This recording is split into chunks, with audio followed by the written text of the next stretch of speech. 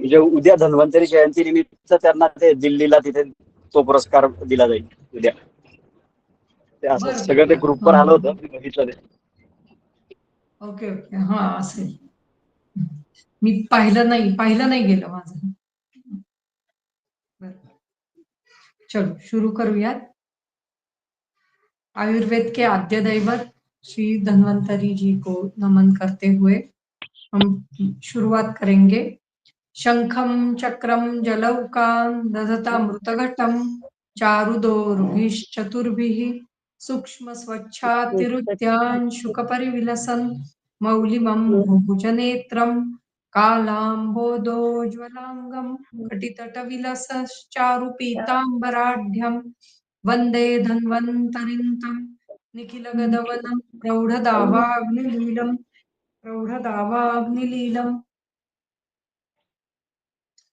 नमो नमः। आप सभी लोगों को दीपावली की बहुत बहुत बहुत बहुत शुभकामनाएं। आज वसुबारस है, दीपावली का पहला दिन है। आज हम सभी लोग गौ माता तथा उनके जो बछड़े होते हैं उनका पूजन करते हैं। गौ माता का स्थान हमारे संस्कृति में, हमारे भारत देश में बहुत अधिक मात्रा में पहले प्राचीन काल से ही है। और गौ माता से मिले हुए अनेक सारे पदार्थों का सेवन हम करते हैं। उसमें दूध है, दूध से बने हुए अनेक सारे पदार्थ है। फिर गोमूत्र है, पंचगव्य में आए हुए सभी पदार्थों का सेवन हम करते आए हैं।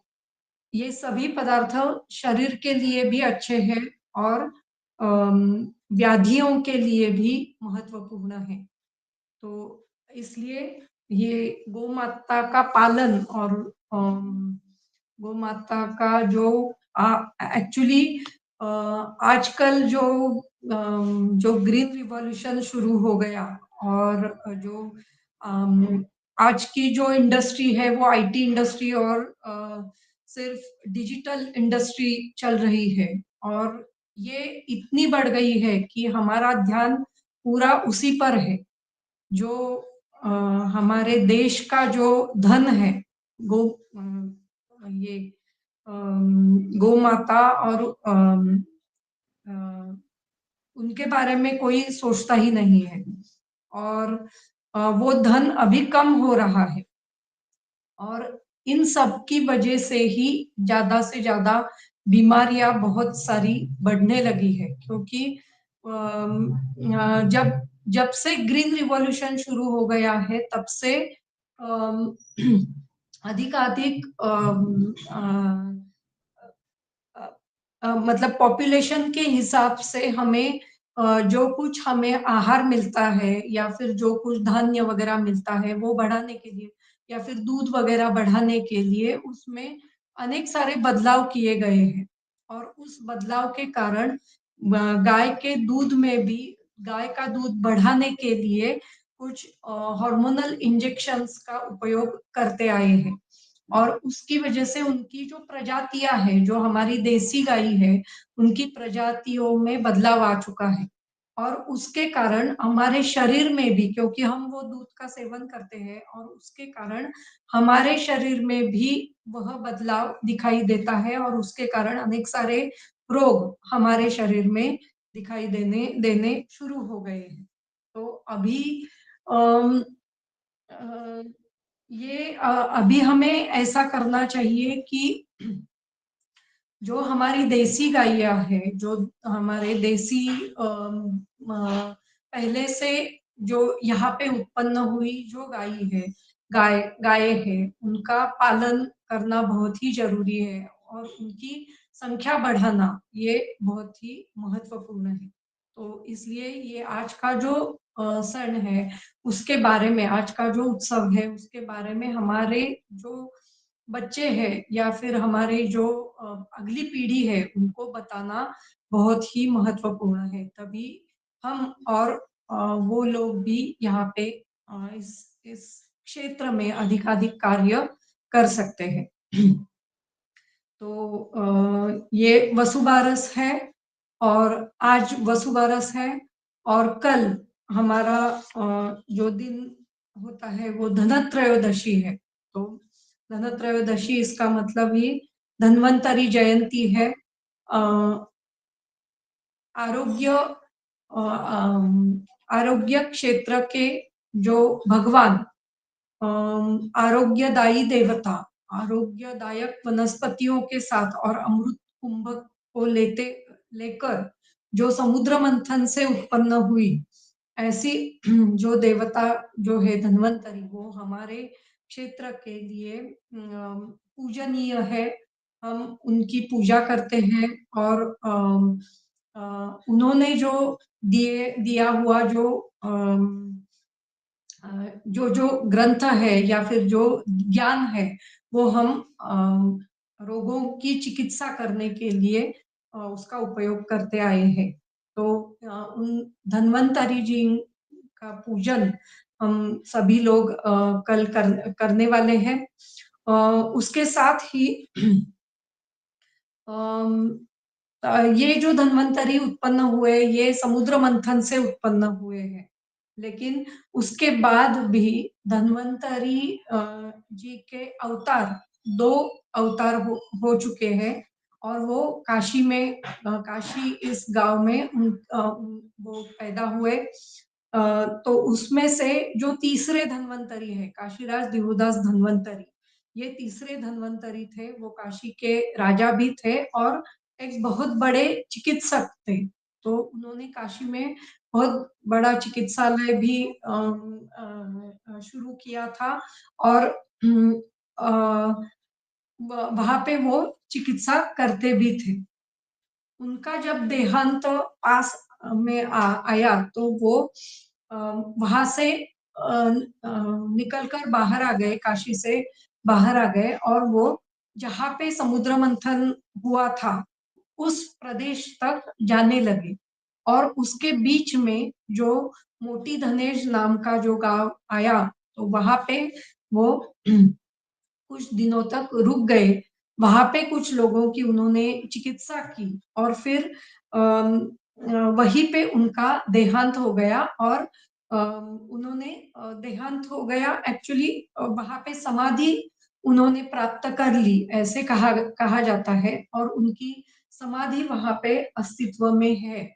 तो वहीं पे एक छोटा सा मंदिर, या फिर हम एक छोटी सी मूर्ति मिल चुकी है और उस मूर्ति में भगवान धन्वंतरी ये शेषशायी ऐसे लेटे हैं और उनके आजू बाजू में जो सुश्रुत, औपधे, नव इत्यादि जो धन्वंतरी जी के शिष्य थे, वह शिष्य वहां पे खड़े हैं। ऐसे वो मूर्ति की आकृति वहां पे हमें मिली है। और एक्चुअली वो मूर्ति गुजरात में थी और वहां पे जो तलाविया नामक जो वैद्य थे, उन्होंने उसके बारे में एक मासिक में उसके बारे में लिखा था। और वो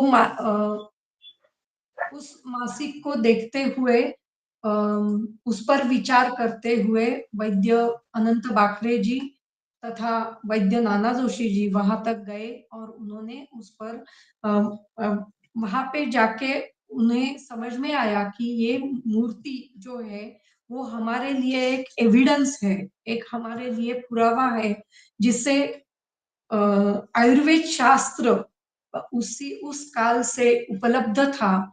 और उस आयुर्वेद शास्त्र की चिकित्सा अनेक सालों तक होती रही है। ये हमारे लिए एक प्रकार का एविडेंस है।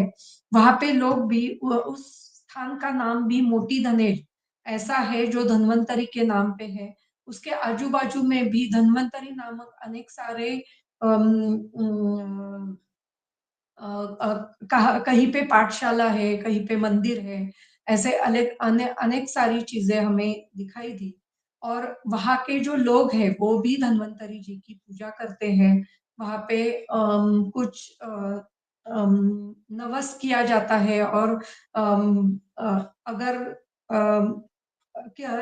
आरोग्य प्राप्ति के लिए पूजा की जाती है या फिर अपत्य प्राप्ति के लिए भी पूजा की जाती है, ये हमें वहां पे दिखाई दिया। और इसलिए हमने सोचा कि वहां पे जाके कुछ ना कुछ श्रद्धांजलि स्वरूप कार्य होना चाहिए। इसलिए हम लोग हर साल अ, साल हर साल एक तो अक्टूबर में नहीं तो जनवरी में एक प्रोग्राम लेते हैं, और वो प्रोग्राम अभी इस साल 7 तारीख को 7 नवंबर से शुरू होने वाला है। सॉरी 9 नवंबर से शुरू होने वाला है। 9 नवंबर से 12 नवंबर तक वहां पर व्याख्यान होने वाले हैं। चरक संहिता का विमान स्थान, ये उसका विषय है। तो अगर किसी को इसके बारे में और जानकारी चाहिए तो मुझे आप जरूर कांटेक्ट कीजिए। और इसी YouTube चैनल पर अगर आपने मैसेज किया तो मैं आपको मेरा नंबर शेयर करूंगी, या फिर इसी इनबॉक्स में मेरा नंबर मैं शेयर करने वाली हूँ। तो अगर किसी को इसमें सहभाग लेना है तो आप जरूर इसमें ज्वाइन हो जाइए। तो इसलिए है धनत्रयोदशी की भी आप सभी को बहुत बहुत शुभकामनाएं, और इस दीपावली की संपूर्ण दिवाली आप सभी को सुख समृद्धि युक्त हो जाए, ये मैं मनोकामना करती हूँ। तो अभी आज का विषय हम शुरू कर रहे हैं फिर से। चरक विमान स्थान अध्याय 6 का रोगानिक विमान, ये अध्याय हमने शुरू किया था, और उसमें जो पहला श्लोक है वो हमारा हो चुका था। आगे का श्लोक है, पहले श्लोक में हमने देखा था कि रोगों के अलग अलग प्रकार होते हैं, और ये संख्येय भी हो सकते हैं और परिसंख्येय, असंख्येय। परिसंख्येय मतलब अनेक सारे प्रकार, बहुविध प्रकार हो सकते हैं, या फिर जो हम जिसकी गिनती न कर पाए ऐसे भी प्रकार हो सकते हैं। और कुछ संख्येय प्रकार जो यहाँ पे प्रभाव भेद से, बल भेद से या फिर अधिष्ठान भेद से दिए गए हैं, तो ऐसे भी हो सकते हैं। तो ये एक प्रकार का द्वंद्व यहाँ पे आ गया है कि संख्येय भी है, असंख्येय भी है, या फिर एक भी है, अनेक भी है। एक रोगम एकम इति दुख सामान्य, तो दुख सामान्य से एक ही रोग है, और अनेक रोग है ये प्रभाव इत्यादि भेद से। तो भेदों के कारण अनेक सारे भेद है। तो ये ऐसे विगति क्यों है? विगति मतलब विरुद्ध गति क्यों है? दो विरुद्ध बातें क्यों बताई गई है, ये प्रश्न पूछा गया। न च संख्येय अग्रेषु भेद प्रकृति अंतरीयेषु विगति इति अतो दोषवती स्यात् अत्र काचित् प्रतिज्ञा, न च अविगति इति अतः स्यात् अदोषवती। इसका मतलब ऐसा है, रोगों की संख्या के परिमाण से, अग्रेषु मतलब परिमाण से, किसके परिमाण से? भेद प्रकृति अंतरीयेषु मतलब रोगों के भेद के कारण, प्रकृति मतलब कारण, भेद के कारण की वजह से वो संख्येय इत्यादि जो परिमाण दिए गए हैं उसमें जो विगति आ गई है, ये दोषवती स्यात्, ये दोषवती दोषवती है क्या? ये जो विरुद्ध गति है ये दोषवती है क्या?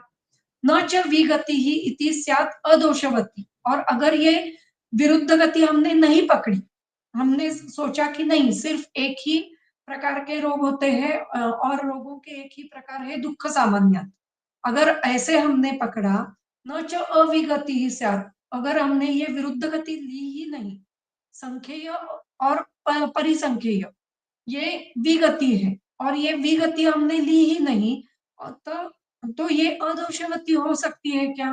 तो हम रोगों के भेद योग्य तरीके से ले सकते हैं क्या? तो ऐसे नहीं है। न च अविगति ही स्यात् अदोषवती, वो अविगति होना भी दोषपूर्ण नहीं है और विगति होना भी दोषपूर्ण नहीं है, दोषयुक्त नहीं है। क्यों नहीं है? क्योंकि भेदता ही भेद्यम अन्यथा भिन्नति, क्योंकि भेद करने वाला, भेदता मतलब जो भेद करता है वह व्यक्ति, भेदता ही भेद्यम जिसका भेद हमें करना है, भेद्यम अन्यथा भिन्नति अलग अलग प्रकार से उसके भेद कर सकता है। अन्यथा अथवा दूसरा उसका कारण क्या है, पुरस्तात् भिन्नम भेद प्रकृति अंतरेण भिन्दन् भेद संख्या विशेषम आपादयति अनेकधा न च पूर्वम भेदाग्रम उपहन्ति। इसका मतलब ऐसा है, पुरस्तात् मतलब आगे, जब आगे हम किसी भी भेद प्रकृति के कारण, मतलब ये प्रभाव इत्यादि भेद के कारण या फिर बल इत्यादि भेद के कारण उस रोग को के अनेक अनेक भेद अगर करते गए तो हमें अनेक सारी भेद संख्या मिल सकती है। इस वजह से जो पूर्व भेद किए गए हैं उसमें उपहनन नहीं हो सकता, वो भेद गलत नहीं हो सकते। इसका मतलब क्या है, अगर हमने ज्वर ये अध्याय लिया तो ज्वर में पहले वातज, पित्तज, कफज, सान्निपाती ये भेद दिए हुए हैं। ये भेद करने के बाद फिर से रसगत, रक्तगत, मांसगत इस प्रकार के ज्वर के भेद भी दिए जाते हैं, या फिर कामज, क्रोधज ऐसे भी भेद दिए गए हैं, निज, आगंतुज ऐसे भी भेद दिए गए हैं।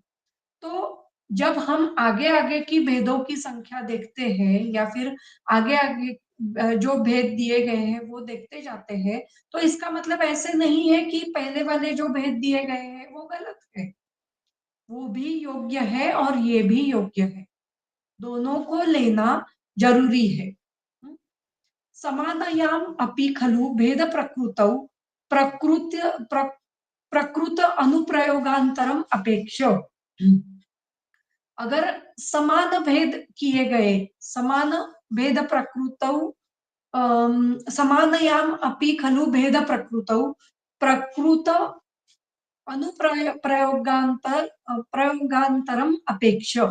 अगर समान ही भेद किए गए तो उनका जो कारण है वो समान होना अपेक्षित है।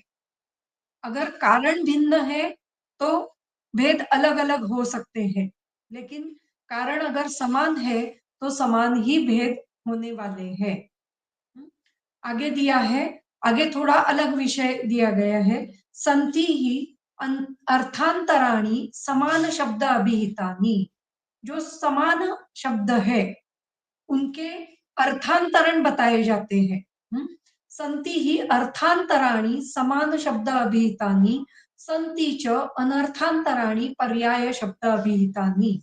इसका मतलब है कुछ कुछ समान शब्द जो है वो अलग अलग अर्थ बता सकते हैं, जैसे कि प्रकृति ये शब्द अनेक अर्थों में आया गया है, प्रकृति के अनेक सारे अर्थ बताए जाते हैं। कहीं पे स्वरूप ये प्रकृति है, कहीं पे प्राकृतावस्था ये प्रकृति है, कहीं पे कारण या फिर हेतु ये प्रकृति है। तो प्रकृति के अनेक सारे अर्थ, एक ही शब्द के, समान शब्द के अनेक सारे अर्थ बताए गए हैं। या फिर संति च अनर्थांतराणी पर्याय शब्द अभिहिता। जो पर्याय शब्द है जैसे कि दोष और रोग ये दोनों एक दूसरे के पर्याय शब्द बताए जाते हैं, तो उनमें कभी कभी अनर्थांतरण हो जाता है, मतलब अर्थांतर न न अर्थांतर अनर्थांतर, मतलब अर्थ न बदलना ये भी हो जाता है। मतलब कभी कभी दोष शब्द रोग शब्द के लिए यूज किया जाता है या फिर रोग शब्द दोष शब्द के लिए भी उपयोग में आता है। तो इस प्रकार से समानो ही रोग शब्दों दोषेषु च व्याधिषु च। तो रोग ये शब्द दोष के लिए भी उपयोग में आता है, व्याधि के लिए भी उपयोग में आता है।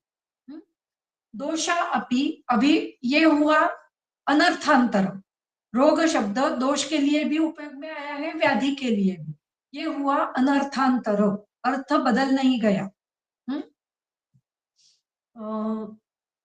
सॉरी, यहाँ पे अर्थांतर हुआ। रोग शब्दों दोषेषु व्याधिषु च, दोषों के लिए भी रोग शब्द, व्याधि के लिए भी दोष रोग शब्द, मतलब समान शब्द लेकिन उसके अर्थ अलग अलग हो गए। आगे है दोषा ही अपि रोग शब्द, आतंक शब्द, यक्ष्म शब्द, दोष प्रकृति शब्द, विकार शब्दम च लभते लभन्ते। दोष ये शब्द रोग के लिए भी उपयोग में आया है, आतंक के लिए भी, यक्ष्म शब्द, दोष प्रकृति, विकार शब्द इन सभी के लिए भी उपयोग में आता है।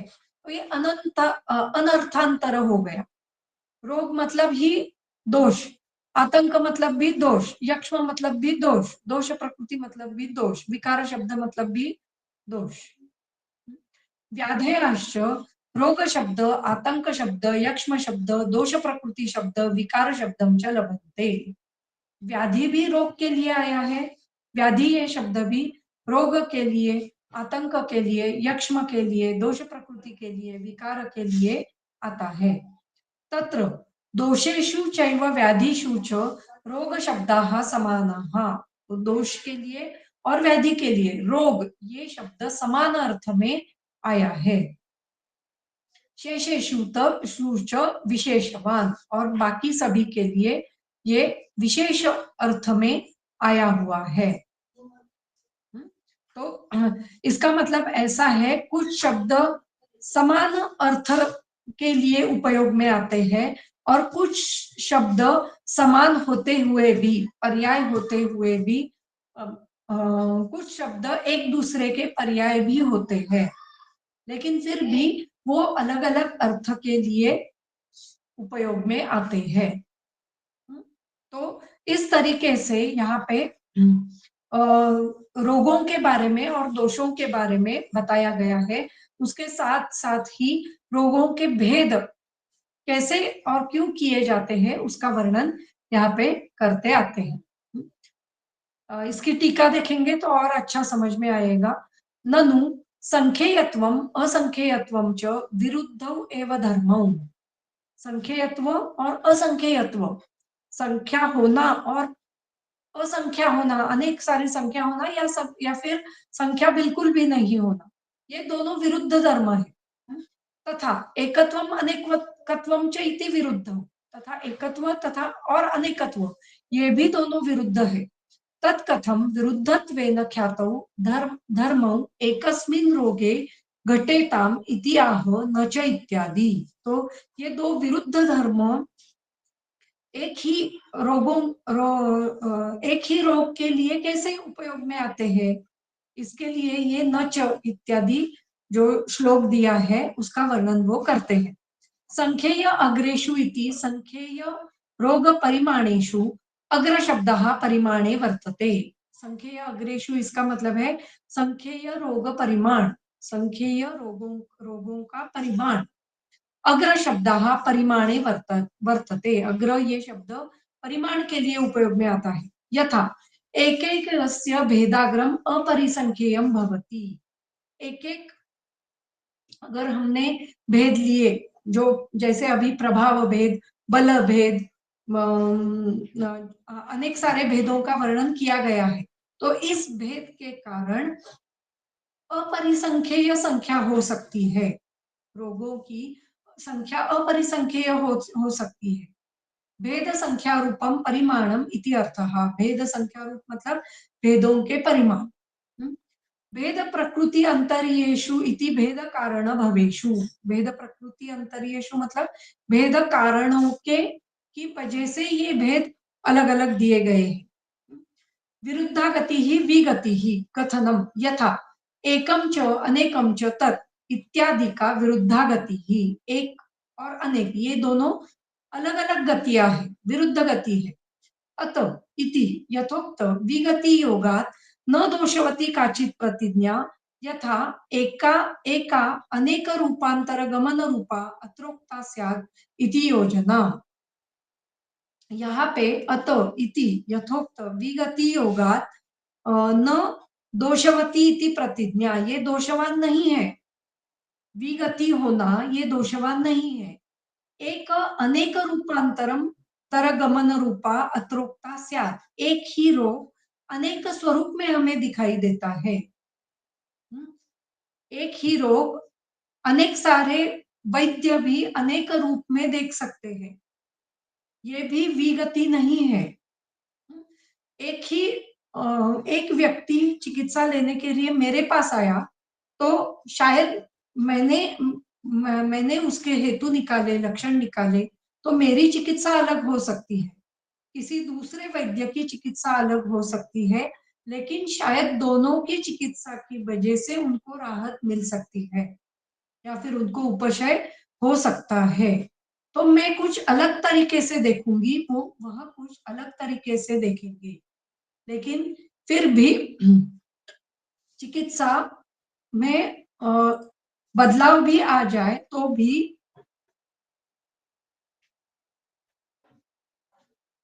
एक मिनट,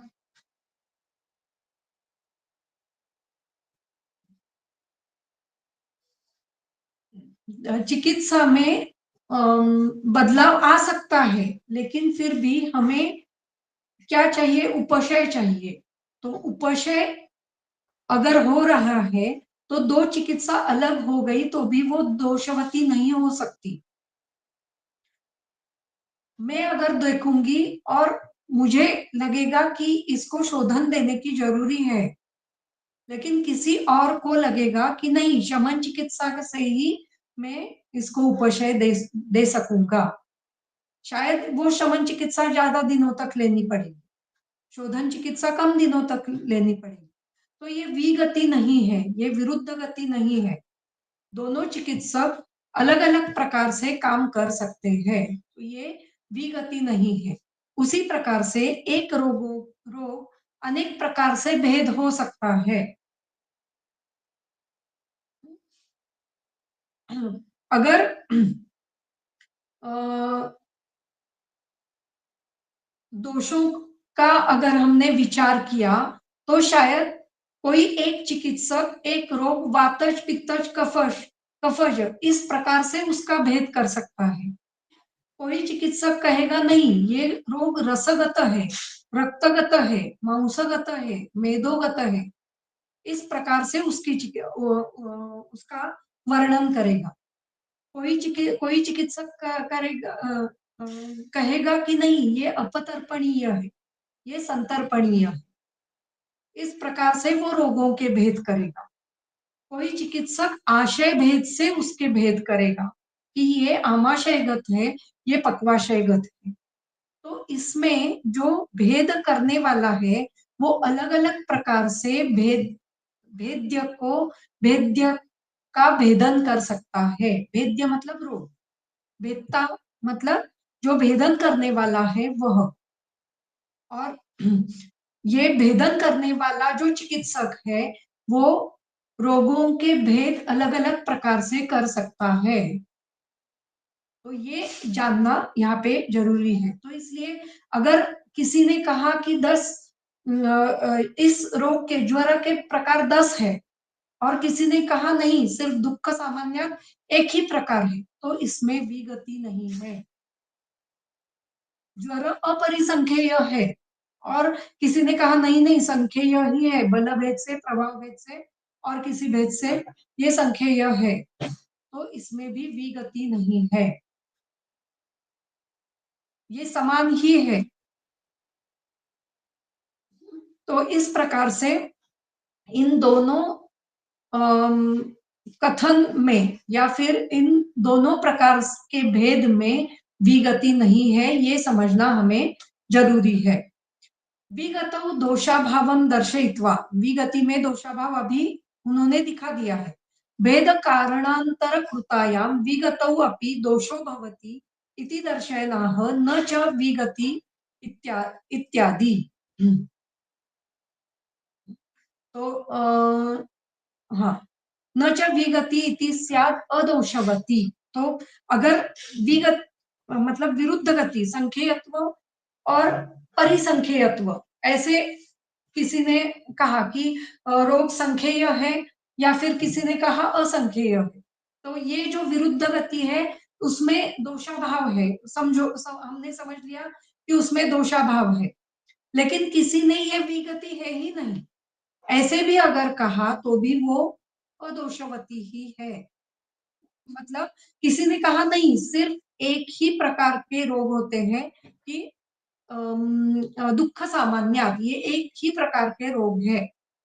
ऐसे भी अगर किसने मतलब किसी ने ये विगति दिखाई नहीं, संख्येयत्व संख्येयत्व तथा परिसंख्येयत्व ये न दिखाते हुए सिर्फ अपरिसंख्येयत्व ऐसे ही बताया, तो भी ये दोषवान नहीं है।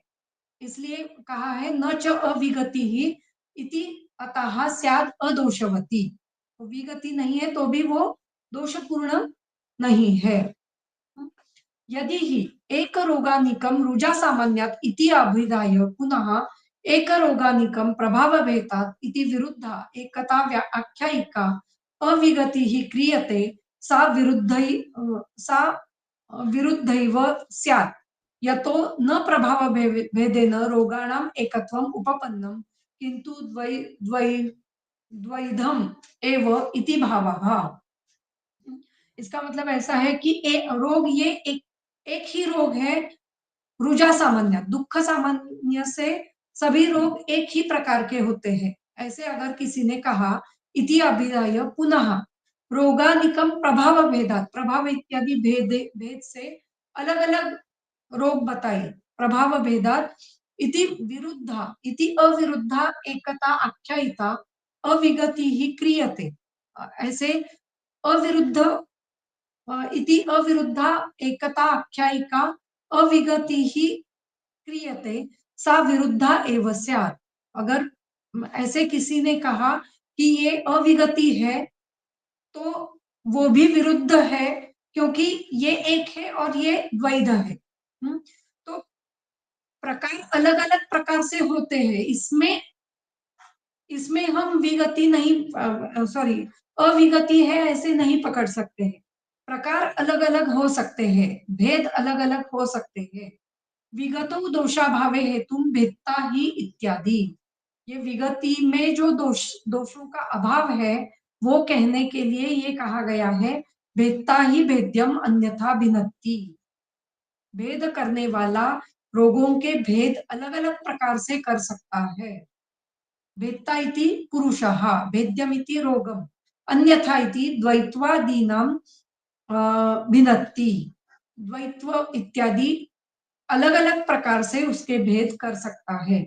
अन्यथा एकत्वेन पुरस्तात् भेदितम अन्यथा भिन्नति, अथवा पहले एक प्रकार से भेद हो गया दुख सामान्यात, फिर उसके बाद पुरस्तात्, पुरस्तात् मतलब उसके आगे फिर से अलग प्रकार से भी भेद कर सकता है।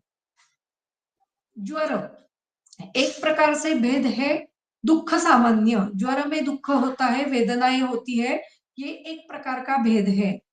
लेकिन फिर से अलग प्रकार का भेद, अलग प्रकार के भेद करते हैं, वातज, पित्तज, कफज, सान्निपातिक, इस प्रकार से फिर से अलग प्रकार के भेद कर सकते हैं कि सामान्य ज्वर और विषम ज्वर, फिर से अलग प्रकार से कर सकते हैं निज ज्वर, आगंतुज ज्वर। तो ये अलग अलग प्रकार कोई भी व्यक्ति कर सकता है, इसमें गलत नहीं है, ये गलत नहीं है। न जो पूर्व भेदम उपहंती, इससे जो पहले किए गए जो भेद है उसका उपहनन नहीं होता है। वो भेद भी लेने हैं और ये भेद भी हमें लेने हैं। यही पे हमारा मतलब आयुर्वेद का वैशिष्ट्य है। जो हर बार स्टैंडर्डाइजेशन करना ये जरूरी नहीं है। हर बार कोई भी रोग का स्टैंडर्डाइजेशन, पुरुष के क्या आहार का स्टैंडर्डाइजेशन, फिर चिकित्सा का स्टैंडर्डाइजेशन जरूरी नहीं है, क्योंकि भेद अलग अलग हो सकते हैं। कोई भी व्यक्ति अलग अलग प्रकार से किसी भी व्याधि के भेद कर सकता है। पुरुष के लिए आहार में भेद हो सकता है, क्योंकि हर एक व्यक्ति अलग अलग है। उसकी चिकित्सा इसलिए अलग अलग हो सकती है क्योंकि अलग हेतु अलग अलग है।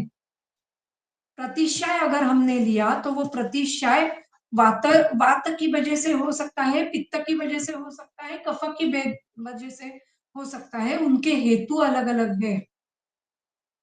कोई व्यक्ति घूम के आया बहुत सारी ठंडी में और उसको प्रतिशय हो गया, ये अलग है। कोई व्यक्ति बहुत सारा पानी पिया और प्रतिशय हो गया, ये अलग है। कोई किसी व्यक्ति ने बहुत स्निग्ध गुरु ऐसे आहार किया और प्रतिशय हो गया, ये अलग है। तो अलग अलग कारणों से होने के कारण उसकी चिकित्सा अलग अलग हो सकती है। किसी वातज व्यक्ति को कफज कफज प्रतिशय हो गया तो उसकी चिकित्सा अलग है। पित्तज व्यक्ति को कफज अतिसार हो गया तो उसकी चिकित्सा अलग है। तो इसलिए ये जो हर बार स्टैंडर्डाइजेशन करना है, ये हमारे शास्त्र में नहीं हो सकता और हमें उसका आग्रह भी नहीं लेना चाहिए। तो इस प्रकार से भेदता ही भेद्यम अन्यथा विनत्ति, भेद करने वाला पुरुष ये भेद्य मतलब रोगों को अलग अलग प्रकार से भेद उसके कर सकता है। अस्य अर्थम व्याकरोति, इसका ही अर्थ उन्होंने आगे व्याकरण स्वरूप में मतलब विवरण स्वरूप में दिया है। भेद प्रकृति अंतरेण भिन्दन् भेद संख्या विशेषम आपादयति अनेकधा। भेद प्रकृति अंतरेण, भेद के कारण, प्रकृति मतलब कारण, भेद के कारण को देखते हुए या फिर उनका विचार करते हुए अगर हमने व्याधियों के भेद किए, भिंदन भेद किए, तो भेद संख्या विशेषम आपादयति, तो भेद की अलग अलग संख्या विशेष हम उत्पन्न कर सकते हैं या फिर हम हमें अलग अलग भेद संख्या मिल सकती है या फिर उनमें भेद संख्या में विशेष हम पा सकते हैं। तो ये बताने के लिए ये कहते हैं अस्य अर्थम व्याकरोति। अनेकधा इति द्वे रोगानिके तथा दश रोगानिकानि इत्यादि। तो 2 रोगानिक या फिर दश रोगानिक भी हो सकते हैं। ज्वर में दश रोगानिक का वर्णन शायद आया है। न जब पूर्वम भेदाग्रम प्रमाणम उपहंति, इसके कारण पहले जो भेद के प्रकार दिए हैं वो बदल नहीं सकते हैं या फिर उनका उपहनन नहीं हो सकता है कि आगे के भेद दिए निज अभी वातज पित्तज कफज दिए और आगे निज अगंतु दिए, तो ये निज अगंतु प्रकारों की वजह से पहले वातज पित्तज जो दिए हैं उनका उपहनन नहीं हो सकता, वो भी है और ये भी है। एवं मन्यते यद धर्म योग विवक्षया एकत्वम उक्तम तद धर्म योग विवक्षया यदि बहुत्वम उच्यते रोगाणाम ततो विरोधो भवति। अगर एक धर्म हमने लिया, जैसे कि समझो प्रभाव, ये एक धर्म है। प्रभाव के भेद से 2 प्रकार किए, जो उन्होंने साध्य और असाध्य ये प्रकार उन्होंने किए हैं। तो साध्य और असाध्य एक प्रकार होने के बाद उसी धर्म से अगर हमने दूसरे प्रकार किए, नहीं प्रभाव भेद से निज और अगंतु ये प्रकार हो गए, तो इसमें ये विरोध हो सकता है। यद धर्म योग विवक्षया एकत्व मुक्तम, जिस धर्म के कारण एकत्व कहा गया है, तद धर्म योग विवक्षया एव यदि बहुत्व उच्यते, अगर उसी धर्म के कारण बहुत्व बताया गया तो वो विरोध हो सकता है। जैसे दुख सामान्य से एक ही व्याधि है, सभी व्याधि एक ही प्रकार के हैं, तो वही दुख सामान्य से अलग अलग प्रकार के व्याधि बताइए तो वो विरोध है, उसमें विरोध हम बता सकते हैं। लेकिन अगर एक धर्म के कारण एक ही प्रकार बताया तो उसमें गलत नहीं है। न ही तद एव एकम च अनेकम उपपन्नम च इति उपपन्नम, उसी एक प्रकार से अनेक नहीं उत्पन्न हो सकते। भेदाग्रम भेद प्रमाण सॉरी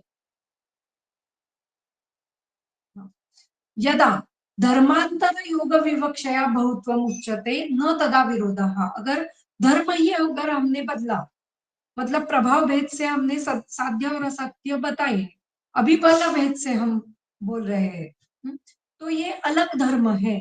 तो धर्मांतर योग विवक्षया बहुत्वम उच्यते, तो यहाँ पे विरोध नहीं हो सकता है। जैसे कि यहाँ पे बताया गया है, प्रभाव भेद से साध्य असाध्य, बल भेद से मृदु दारुण, अधिष्ठान भेद से मनो अधिष्ठान शारीर अधिष्ठान, तो ये अलग अलग धर्म बताए गए हैं। इन अलग अलग धर्मों के कारण अलग अलग रोगों के प्रकार हो सकते हैं और इसमें विरोध नहीं है।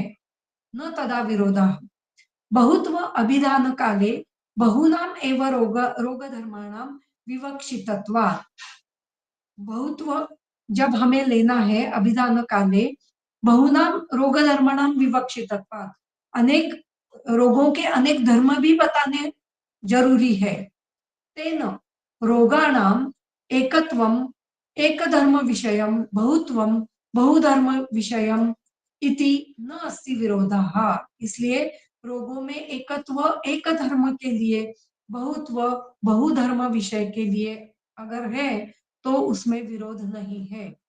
एक धर्म के लिए सॉरी एकत्व एक धर्म के लिए और बहुत्व बहुधर्म के लिए, मतलब दुख सामान्य इस धर्म के लिए एकत्व है, लेकिन प्रभाव के कारण द्वित्व है, या फिर कुछ दूसरे किसी कारण से परिसंख्येय है, बहुत्व है, ये अगर है तो उसमें विरोध नहीं है। अगर धर्म बदल गया तो उसमें रोगों के प्रकारों में, रोगों के भेदों में बदलाव आ सकता है। ननु यत्र असमान भेद कारणम तत्र कारणांतर कृतत्वात् उक्त न्यायेन विगति साधु भवतु। यत्र तु दश रोगानिकानि प्रभावादि द्वैध्यात् उच्यन्ते।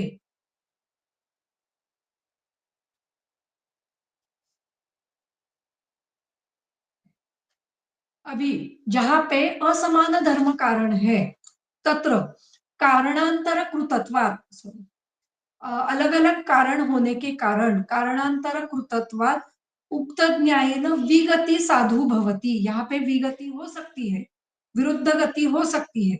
यत्र तु दश रोगादिकानि प्रभावादि द्वैध्यात् उच्यते, तो दश रोगादिक कहा गया है और प्रभाव इत्यादि से द्वित्व कहा गया है।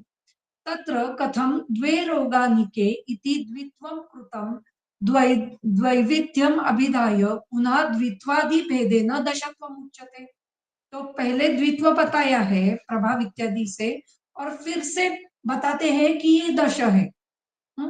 समानो ही अयम द्विशब्दो द्वित्वे दशत्वे च रोगाणाम हेतुः समानायाम अपि इति।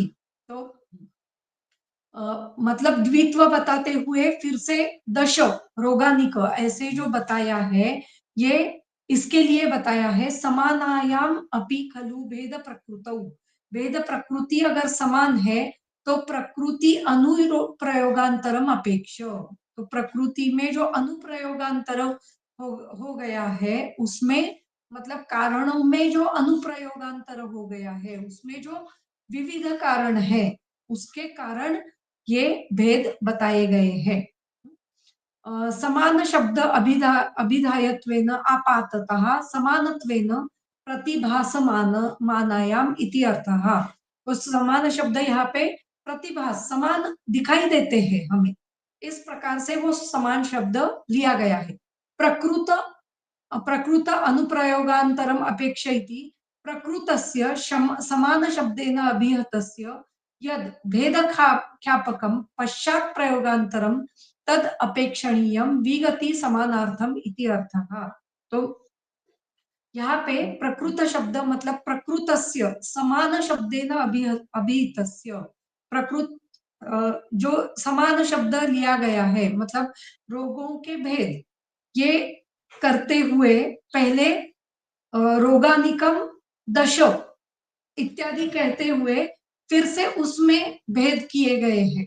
तो ये एक ही रोग के ही भेद बताए गए हैं, तो इसलिए उसमें अलग-अलग प्रयोग करते हुए ये विगति बताई गई है। तो ये विगति समान समाधानार्थम इति अर्थ। हाँ, तो ये जो विगति है, ये जो दश और द्वित्व, ये जो विगति है, विरुद्ध गति है, ये समाधानार्थ है। केवल समाधान के लिए हम ले सकते हैं, ये विगति चलती है। एतेन एतद् दर्शयति यदपि द्विशब्दो रोगप्रभावे तथा रोगबलादौ च समानः। दो ये शब्द रोग प्रभाव तथा रोग बल इसके लिए समान लिया गया है। तथापि एकत्र प्रभाव भेदात् प्रति अनुप्रयोगान्तरम् अपेक्ष प्रभावद् वैविध्ये वर्तते तथा बलभेदात् अनुप्रयोगान्तरम् अपेक्ष द्विशब्दो बलद वैविध्य वर्तते। तो ये जो द्विशब्द जो है वो द्वि रोग प्रभावे द्वि रोग बलादौ ऐसे लिया गया है। लेकिन जब द्वित्व करते हैं तो उसके लिए मतलब अनुप्रयोग करते हैं, जैसे प्रभाव में दो प्रकार बताए गए हैं, तो इसके लिए वो द्वि शब्द फिर से लगाया गया है। तो प्रभाव वैविध्य वर्तते तथा बल वैविध्य दिखाने के लिए ये प्रयोगांतर किया गया है, अनुप्रयोगांतर किया गया है। तेन अर्थांतर अभिधायिभिः द्विशब्दैः भिद्यमानस्य दशत्वमपि उपपन्नं तथा द्वित्वं च इति भावः। तो ये जो अर्थांतर बताया गया है उसमें द्विशब्द बताते हुए द्विशब्दैः भिद्यमान, पहले दो शब्दों के द्वारा भेद होने के बाद उनको एक साथ करते हुए दश शब्द दशत्वम उपपन्नम, 5 प्रकार के दो दो भेद ऐसे करते हुए दश भेद ऐसे वर्णन किया गया है। दृष्टांतार्थम एकेन शब्देन अनेकार्थम अभिधान, यहाँ पे उसका दृष्टांत दिया गया है। समानो ही रोग शब्दो दोषेषु व्याधिषु च। दो रोग ये शब्द दोष और व्याधि इन दोनों के लिए समान है। दोषा ही अपि रोग शब्दम आतंक शब्दम यक्ष्म शब्दम दोष प्रकृति शब्दम विकार शब्दम च लभते। और दोष के लिए रोग आतंक यक्ष्म दोष प्रकृति विकार प्रकृति ये शब्द मिलते हैं। उसी प्रकार व्याधि के लिए रोग शब्द आतंक शब्द यक्ष्म शब्द दोष प्रकृति विकार शब्द ये भी शब्द मिलते हैं। तत्र दोषेषु च व्याधिषु च रोग शब्दः समानः शेषेषु विशेषवान। तो दोष और व्याधि के लिए ये समान है और बाकी के लिए विशेष है। तो इस प्रकार से यहाँ पे दृष्टांत दिया गया है। अर्थांतराणि पर्याय शब्द अनभिहिता अर्थाः। अर्थांतर इसका मतलब है पर्याय शब्द न लेके पर्याय शब्दों में जो अर्थ है, पर्याय शब्द अनभिहिता अर्थाः, जिसमें शब्दों के अर्थ अलग अलग है। पर्याय शब्द अनभिहिता अर्थाः, इसका मतलब है अलग अलग अर्थ जिसमें अलग अलग शब्दों से पाए जाते हैं, पर्यायी शब्दों से पाए जाते हैं। तत्र उदाहरण समानो ही इत्यादि। दोषेषु व्याधिषु च समान उभयवाचकत्वेन तुल्यः रोग शब्दः। दोष और व्याधि के लिए रोग शब्द तुल्य है। तेन रोग दोष समानत्वेन अभिधेय समानानां रोग आतंक यक्ष्मादि शब्दानां सर्वेषाम् एव वक्ष्यमाणानां ग्रहणम्। तो रोग और दोष समानत्वेन अभिधेय, रोग और दोष ये समानत्वेन अभिधेय समानानाम, समान होते हुए भी रोग आतंक यक्ष्म इत्यादि शब्दानां सर्वेषां वक्ष्यमाणानां ग्रहणम, ये दोनों के लिए लगाए जाते हैं। शेषेषु इति हेत्वादिषु विशेषवान, लेकिन हेतु इत्यादि के लिए ये विशेषवान है। हेतु इत्यादि के लिए इनके ये शब्द नहीं पाए जाते हैं। रोग या फिर दोष शब्द या फिर व्याधि शब्द ये एक दूसरे के लिए उपयोग में आते हैं, लेकिन हेतु, उपशय, अनुपशय इनके लिए रोग शब्द, व्याधि शब्द ऐसे नहीं पाए जाते हैं। तो हेतु इत्यादि के लिए ये विशेषवान है, ऐसे बताया गया है। विशेषवान इति अभिधान रूप विशेषवान इति अर्थः। अभिधान स्वरूप ये विशेष है, ऐसे बताया गया है। इसका मतलब हमें सिर्फ यही समझना है यहाँ पे कि एक व्यक्ति रोगों को अलग अलग प्रकार से भेद कर सकता है। मैंने अभी उदाहरण दिया था, अब दोनों नहीं थे इसलिए फिर से बताती हूँ कि कोई भी रोग लो, एक व्यक्ति, एक चिकित्सक अगर किसी एक रोग को आशय भेद से समझ सकता है, जैसे कि कोई व्यक्ति उसके पास आया तो इसके आमाशय में रोग है या फिर पक्वाशय में रोग है या फिर ग्रहणी में रोग है, इस प्रकार आशय भेद से वो रोग मान सकता है। अगर वही व्यक्ति दूसरे चिकित्सक के पास जाए तो वो व्यक्ति इसी रोग को वातज, पित्तज, कफज इसके स्वरूप से उसका भेद कर सकता है। वो कह सकता है कि ये व्यक्ति इस व्यक्ति को कफज ग्रहणी हो चुकी है या फिर वातज ग्रहणी हो चुकी है, या फिर कोई भी व्यक्ति कोई भी दूसरा चिकित्सक यही रोग निज और आगंतु इस प्रकार से उसका भेद कर सकता है। तो इस प्रकार से भेदता ही भेद्यम अन्यथा विदत्ति। तो हर एक वैद्य अलग अलग प्रकार से अलग अलग रोगों के भेद कर सकता है। इसीलिए कहा गया है कि विकार नामो अकुशलो न जिन्नियात कदाचन। विकारों की नामों की जरूरी हमें बिल्कुल नहीं है। विकारों के नामों की जरूरी बिल्कुल नहीं है। हम अलग अलग प्रकार से भेद करते हुए वह विकार जो है उसकी चिकित्सा कर सकते हैं।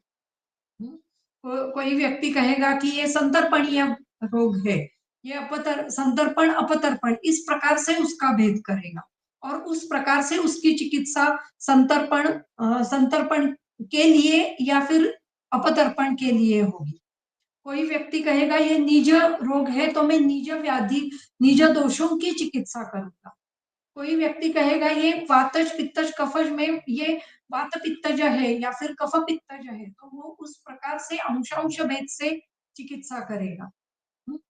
कोई व्यक्ति वो आशय भेद से उसकी चिकित्सा करेगा कि ये आमाशय समुत्थ है इसलिए मैं कफ की चिकित्सा कफ के लिए चिकित्सा करूंगा। तो इस प्रकार से अलग अलग व्यक्ति एक ही व्याधि को अलग अलग प्रकार से भेद कर सकता है। यही इसका कहना है। आगे है तत्र व्याधयो अपरिसंख्यया भवन्ति अति बहुत्वा। इसलिए व्याधि अपरिसंख्यय है, बहुत सारे हैं, क्योंकि अति बहुत्व के कारण। दोषास्तु खलु परिसंख्यया भवन्ति, लेकिन दोष ये परिसंख्यय है, कम है। अनति बहुत्वात्, क्योंकि वो अधिक बहुत्व में नहीं है, बहुत सारे नहीं है, कम है।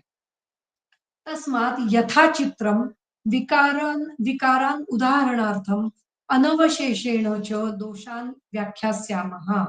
तो इस प्रकार हम यथा चित्र विकारों के उदाहरण यहाँ पे हम दे रहे हैं और अनवशेषेण, अवशेष न रखते हुए, कुछ भी अवशेष न रखते हुए दोषों की व्याख्या कर रहे हैं। दोषों को बताने वाले हैं या फिर दोषों का विवरण करने वाले हैं।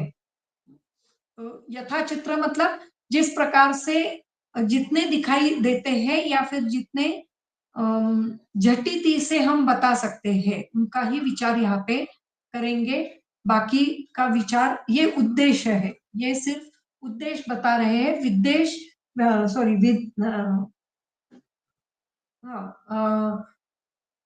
उद्देश्य और विधेय, विधेय आगे बताया गया है, मतलब उसका जो विवरण है वो आगे हम करने वाले हैं। रजश्च तमश्च मन मानसौ दोषौ, रज और तम ये मानसिक दोष है।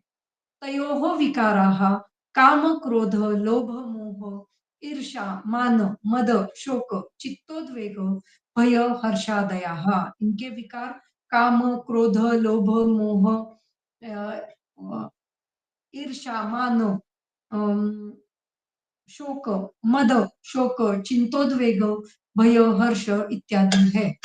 वात पित्त श्लेष्मणास्तु खलु शारीराः दोषाः, वात पित्त कफ ये शारीर दोष है। तेषामपि च विकाराः ज्वर अतिसार शोफ शोष श्वास मेह कुष्ठादयाः, उनके विकार ज्वर अतिसार इत्यादि है। इति दोषाः केवला व्याख्याताः विकारैः एकदेशश्च, इसलिए दोषों का वर्णन यहाँ पे केवल मतलब संपूर्ण वर्णन किया गया है। दोष जो जो दोष है उन सभी का वर्णन यहाँ पे किया गया है, लेकिन विकारों का वर्णन एक देश स्वरूप से किया गया है। एक देश मतलब एक ही प्रकार से किया गया है, या फिर एक ही प्रकार एक्चुअली नहीं होता है यहाँ पे। एक देश इसका मतलब है एक तरीके से किया गया है। सभी विकारों का वर्णन नहीं कर सकते हैं क्योंकि विकार परिसंख्येय है, बहुत सारे हैं, अति बहु है, तो इसलिए उनका विचार हम यहाँ पे नहीं कर सकते हैं। इसलिए एकदेश तंत्र युक्ति से इसे ही प्रदेश तंत्र युक्ति या फिर एकदेश तंत्र युक्ति कहा जाता है, जिसमें एकदेश तंत्र युक्ति से विचार किया जाता है। श्रृंग ग्राहिक न्याय से विचार किया जाता है। श्रृंग ग्राहिक न्याय ऐसा है कि जिसमें जो हिरण होते हैं, तो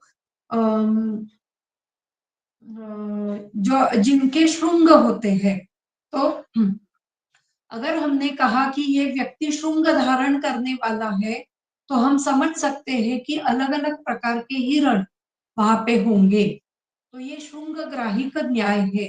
तो केवल एक वर्णन किया कि श्रृंग है, किसी प्राणी को श्रृंग है, तो हम बता सकते हैं कि ये श्रृंग वाला प्राणी हिरण है। तो इसलिए श्रृंग ग्राहिक न्याय, इसका मतलब सिंह होने वाले प्राणी, या फिर ऐसे भी बता सकते हैं कि सिंह होने वाले अलग अलग प्राणी हो सकते हैं, लेकिन सिंह होने वाले ऐसे जब हम बताते हैं तो सभी प्राणियों का विचार हमारे मन में आता है जिन जिनको श्रृंग है।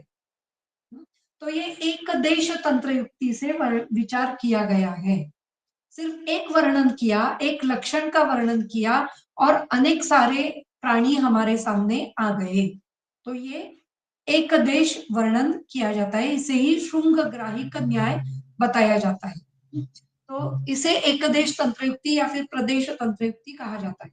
तत्र खलु येषां द्वयानाम अपि दोषाणाम त्रिविधम प्रकोपणम, इन्हीं दोषों के तीन प्रकार के हेतु, प्रकोपणम इसका मतलब है हेतु, हेतु बताए गए हैं।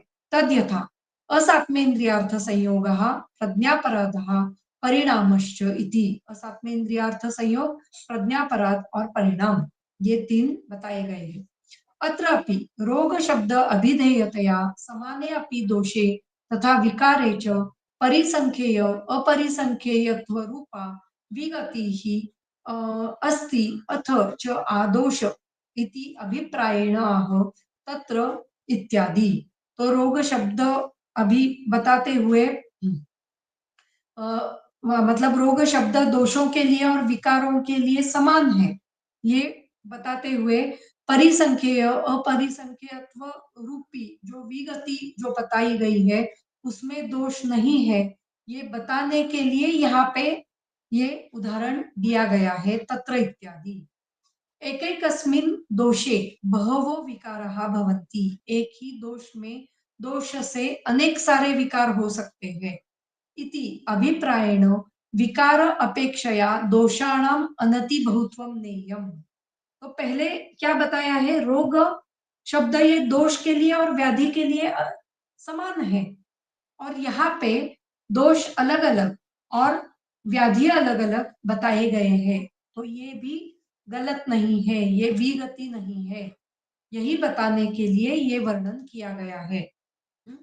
तो विकारापेक्षया दोषाणाम् अनतिबहुत्वं नेयम् यथा चित्रमिति यथा विन्यासः तेन यान एव पूर्वाचार्याः विकारान् अधिकतमत्वेन उक्तवन्तः तान् एव व्याख्यास्यामः। तो विन्यास बताया गया है, इसका मतलब क्या है कि जिस प्रकार से पूर्व आचार्यों ने विकारों का वर्णन अधिक प्रकार से किया है, उनकी ही व्याख्या यहाँ पे की गई है। यान एव पूर्वाचार्याः विकारान् अधिकतमत्वेन उक्तवन्तः। जिस प्रकार से पूर्वाचार्य ने विकारों का विचार अधिक मात्रा में जिस प्रकार से किया है, उनकी व्याख्या यहाँ पे कर रहे हैं। न तु सर्वान, क्यों अशक्यत्वात्, सभी रोगों की व्याख्या यहाँ पे नहीं की गई है। क्यों? क्योंकि अशक्य है वो। किंवा यथोचितम इति पाठः, अथवा यथोचित रोगों का वर्णन ही यहाँ पे किया गया है। अनवशेषेण च दोषान् इति अनेन दोषाः अनतिबहुत्वेन अनवशेषेण अपि अभिधातुं शक्यन्ते। अनवशेषेण इसका मतलब है दोष ये अनतिबहु है, बहुत सारे नहीं है, इसलिए उनका वर्णन करना शक्य है। इसलिए उनका वर्णन अनवशेष से, कुछ भी शेष न रखते हुए पूरी तरीके से करते यहाँ पे किया गया है। तत्र मानस दोष विकारयोः अनल्प व्यक्तत्वेन अग्रे अभिधानम। मानस दोषों के विकार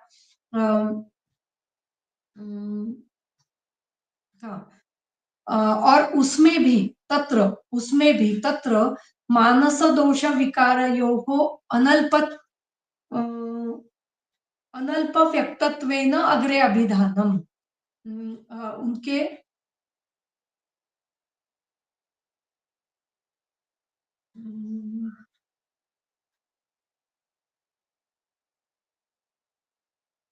अनल्प इति न अल्पाः, अनल्पाः जो अल्प नहीं है, कम नहीं है, उसका विचार करते हुए व्यक्तत्वेन अग्रे अभिधानम, उसका भी विचार पहले किया गया है। मानस दोष विकारयोः अनल्प व्यक्तत्वेन अग्रे अभिधानम। अनल्प स्वरूप से उसका विचार वक्तव्य है या फिर अनल्प है, ये बताते हुए भी उसका विचार पहले किया गया है। पहले मानस रोगों का विचार किया गया है और फिर आगे जाते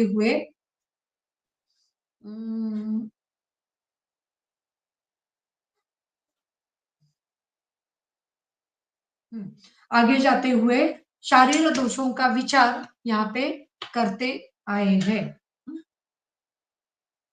तो इस प्रकार से यहाँ पे रोग और दोषों की व्याख्या उन्होंने की है। आगे है प्रकुपितास्तु खलु ते प्रकोपण विशेषात् दूष्य विशेषाच्च विकार विशेषान् अभिवर्तयन्ति अपरिसंख्येया। अभी यही रोग, जो जिन रोगों की संख्या स्वरूप से विचार किया गया है, प्रकोपितास्तु खलु, अगर उनका प्रकोप हो जाए तो प्रकोपण विशेषात्, हेतु के विशेष से, दूष्य के विशेष से, विकार के विशेष से दोषों का वर्णन करते हैं। विकार के विशेष से विशेषान अभिवर्तयन्ति अपरिसंख्येया। अब उनका ये जो दोष है वो अनेक सारे बताए गए हैं, अपरिसंख्येय बताए गए हैं। ननु परिमितात् दोष रूपात्, परिमित दोषों का वर्णन अभी किया, जैसे कि 3 ही दोष है, वात पित्त और कफ, और मानसिक रज और तमो। ये 3 और ये 2, इतने ही दोष है। फिर भी ननु परिमित दोष रूपात् कारणात् कथम अपरिमिता विकारा भवन्ति, लेकिन विकार अपरिमित क्यों होते हैं, उसका वर्णन यहाँ पे करते हैं। प्रकुपितास्तु इत्यादि हेतु विशेष दुष्टो ही स एव दोषो दुष्यांतरगतश्च विभिन्न शक्ति योगात् बहुन विकारान् करोति। हेतु विशेष, अलग अलग हेतुओं से दुष्ट होने के बाद और दुष्यांतर अलग अलग दुष्टों के साथ उसका समुच्चय होने के बाद विभिन्न शक्ति योगात विभिन्न शक्तियों के कारण अनेक सारे विकार हो सकते हैं। बहुन विकारान करोति इति युक्तमेव उक्तम च तदेव कुपितो दोषाः समुत्थान विशेषताः स्थानांतरगतश्चैव विकारान कुरुते बहुन। 18वें अध्याय में उसका वर्णन किया है कि स एव कुपितो दोषाः दोष कुपित होते हुए समुत्थान विशेषतः उसके अलग अलग हेतुओं के कारण स्थानांतरगतश्चैव अलग अलग दोषों में जाने के कारण विकारान करुते बहुन अलग अलग विकार करते आए हैं। ते च विकाराः वही विकार परस्परम अनुवर्तमानाः कदाचित अनुबंधन्ति कामादयो ज्वरादयश्च यही विकार परस्पर अनुवर्तित होते हुए एक दूसरे को अनुबंध करते हैं और एक दूसरे में जाते हुए या फिर एक दूसरे के हेतु होते हुए वो काम इत्यादि मानसिक विकार और ज्वर इत्यादि शारीरिक विकारों की उत्पत्ति करते हैं। विकाराणाम शरीर मानसानाम परस्परम संसर्गम आह उनके परस्पर संसर्गों का वर्णन यहाँ पे करते हैं।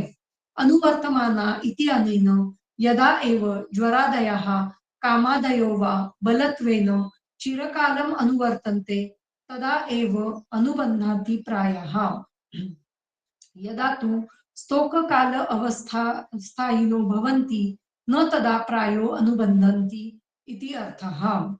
अनुवर्तमाना इसका मतलब ऐसा है कि ज्वर इत्यादि अथवा काम इत्यादि जो ज्वर इत्यादि शारीर रोग अथवा काम इत्यादि मानसिक रोग जब बलवत्वेन बहुत बलवान होने के कारण चिरकालम अनुवर्तनते दीर्घ काल तक रहते हैं अनुवर्तनते अनुवर्तित होते रहते हैं फिर से अनुवर्तन होना इसका मतलब फिर से उत्पन्न होना या फिर से चालू रहना। चिरकालम अनुवर्तन्ते तदा एव अनुबंधान्ति प्रायः तब वो अनुबंध करते हैं। यदा तु जब स्तुक काल अवस्थायिनो भवन्ति थोड़े ही काल तक अवस्थायी होते हैं न तदा प्रायः अनुबंधन्ति तब वो अनुबंध नहीं करते हैं। किंवा अनुवर्तमानः परस्पर बलम अभिवर्धयन्तः अथवा अनुवर्तमान करते हैं इसका दूसरा भी अर्थ लेते हैं कि वो परस्पर बल का अभिवर्धन करते हैं परस्पर बल को बढ़ाते हैं। अत्र च परस्पर शब्देन शारीरेण मानसानां मानसेन शारीराणां मानसेन मानसानां शारीरेण च अनुबंधो ज्ञेयः। यहाँ पे परस्पर शब्द का अर्थ भी अलग लेना है हमें कि शारीर कुछ दूसरे शारीर दोषों को बढ़ाते हैं। मानस रोग कुछ दूसरे मानस रोगों को बढ़ाते हैं। शारीर रोग मानस रोगों को बढ़ा सकते हैं। मानस रोग शारीर रोगों का अनुबंध कर सकते हैं। तो प्रतिशय हुआ तो उसके बाद ज्वर हो सकता है उसके बाद कास हो सकता है। ये एक दूसरे का अनुबंध स्वरूप से वह आ सकते हैं। ज्वर हो गया ज्वर के कारण काम हो गया क्रोध हो गया ये शारीर दोष के कारण काम क्रोध ये क्रोध अव्यथा ये ज्वर के कारण हो सकता है। तो ये शारीर दोष मानस रोगों को की उत्पत्ति करते हैं। काम हो गया काम से क्रोध क्रोध से मोह ये उत्पन्न हो सकता है। मानस रोगों की उत्पत्ति करते हैं। मानस रोगों के कारण क्रोध के कारण पित्त बढ़ने के कारण ज्वर आ सकता है। तो क्रोध से उत्पन्न ज्वर ये हो सकता है। इस प्रकार से निज और आगंतु ये रोग एक दूसरे का अनुबंध करते हैं।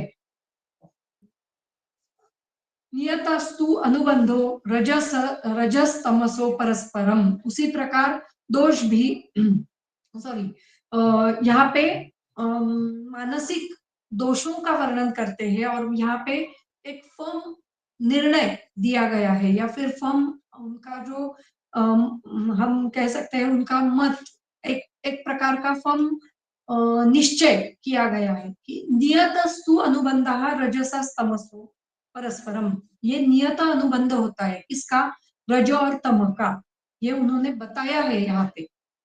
रजो और तम ये इनका नियत अनुबंध होता है, ये उन्होंने कहा है।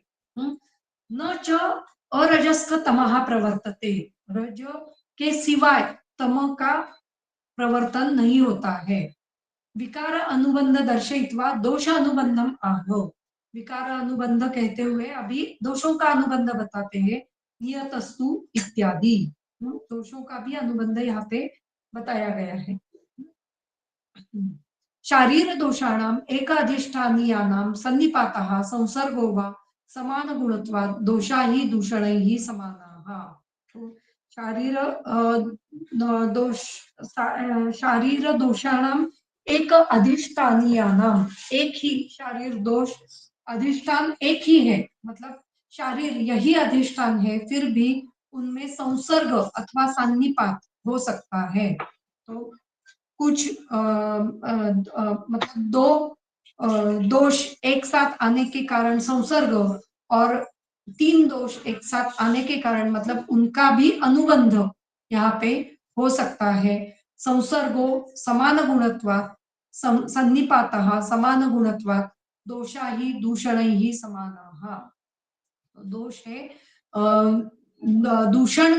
दूषण करना यही उनका गुण है और वो समान है, इसके कारण वह उनका संसर्ग या फिर सन्निपात हो सकता है।